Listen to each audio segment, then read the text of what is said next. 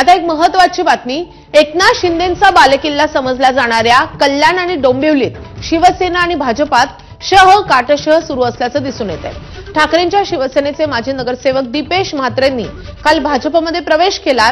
तोच 12 तासांच्या आतच भाजपचे माजी नगरसेवक विकास आणि कविता म्हात्रे यांनी शिंदेंच्या शिवसेनेत पक्षप्रवेश केलाय।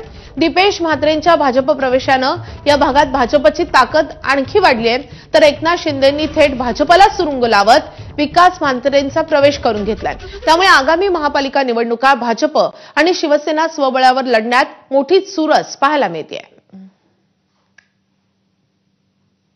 तर एकाच दिवसात झालेले हे दोन महत्त्वाचे पक्षप्रवेश, रवींद्र चव्हाण यांच्या उपस्थितीमध्ये दीपेश म्हात्रे जे ठाकरेंच्या शिवसेनेचे माजी नगरसेवक राहिलेले आहेत, जिल्हा प्रमुख राहिलेत, त्यांनी भाजपात पक्षप्रवेश केला आणि लगेचच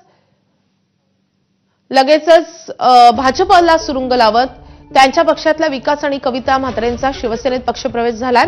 त्यामुळे आपण बघतोय की ठाण्याप्रमाणेच कल्याण डोंबिवलीमध्ये भाजप आणि शिंदेंमध्ये मोठी चुरस आहे। त्यामुळे आगामी निवडणुकीमध्ये ही चुरस आणखीनच वाढणार आहे।